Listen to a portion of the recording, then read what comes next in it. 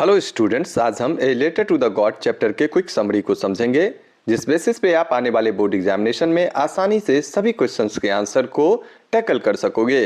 कहानी का शुरुआत होता है Lencho was a poor but hard working farmer who lived with his family in A mountain valley.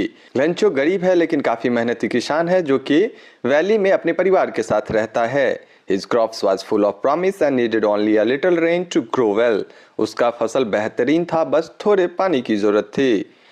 When it began rain, Lencho was very happy. He compared the raindrops to coin. Small drops were like 5 cents coin, while big drops were like 10 cent coins. जैसे Lencho predict करता है, ठीक बारिश होना शुरू होता है और लेंचो खुश होके बारिश के छोटे बूंदों को वह 5 सेंट जबकि बड़े बूंदों को 10 सेंट से कंपेयर करता है। But suddenly his happiness turn into disaster. अचानक से उसका खुशी गम में बदल जाता है क्योंकि ये violent hail storm struck the field and within an hour the entire crop was completely destroyed.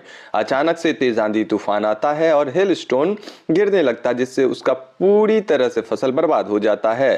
Lencho was deeply shocked. He said that there was no corn left, not even seeds for the next year. ना ही कुछ अनाज बचता है, ना ही बीज बच पाता अगले साल खेती के लिए। His family would remain hungry throughout the year. वो चिंतित हो जाता है कि उसका परिवार भूखा रह जाएगा। However, Lencho didn't lose hope. He had complete faith in God.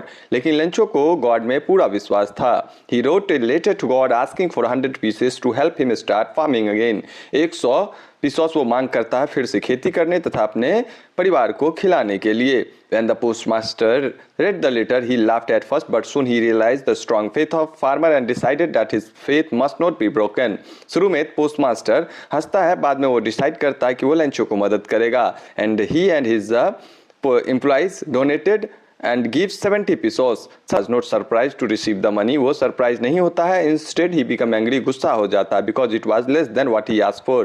वो 100 मांगता है, सिर्फ 70 pesos से मिल पाता है। He believed that post office employees had stolen the remaining money and wrote another letter to God calling them a bunch of crooks. कह के वो 30 पैसे भेजने का मांग करता है, साथ ही पोस्ट ऑफिस के माध्यम से न भेज के किसी अन्य माध्यम से भेजने को लेके वो गॉड को वो लेटर लिखता है। इस चैप्टर का आइडनी है कि जिसने उससे मदद किया पोस्ट ऑफिस एम्प्लॉय, उसी को वो बंच ऑफ क्रूक्स कहता है। इस बेस पे आप सारे क्वेश्चंस का आंसर कर पाओगे।